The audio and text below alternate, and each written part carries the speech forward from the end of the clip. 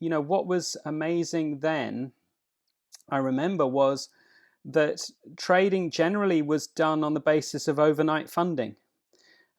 Traders were funding their books, or I don't think even traders particularly gave much mind to it. I think most of the funding was organized by product control in the finance area, looking at the balances on the books.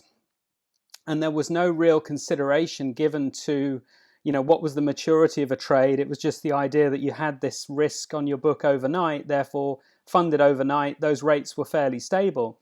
And of course, when the Asian crisis hit, and it was very much a currency crisis because, people were, using, as I recall, people were sort of short selling the market, the stock market, realizing currency as a result of that, and then selling that currency in the marketplace to get back dollars. There was huge pressure on the currencies as well as the stock markets, and it was a kind of self-perpetuating cycle as more of this occurred, this activity. And the local central banks really jacked up rates to defend their currencies. And, we always think in terms of crises that rates are going to fall because that's been the activity since 2008, that rates get absolutely collapsed, almost go negative in order to stimulate the economy. This was a very, very different scenario.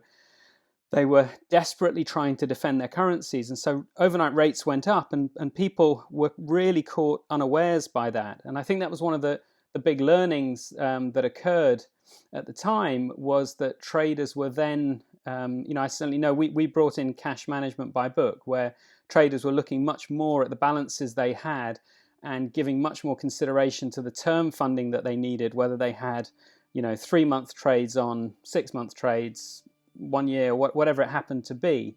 And so that became a much more efficient way of managing those balances, on the book. And you really had to think very, very carefully before organizing your funding.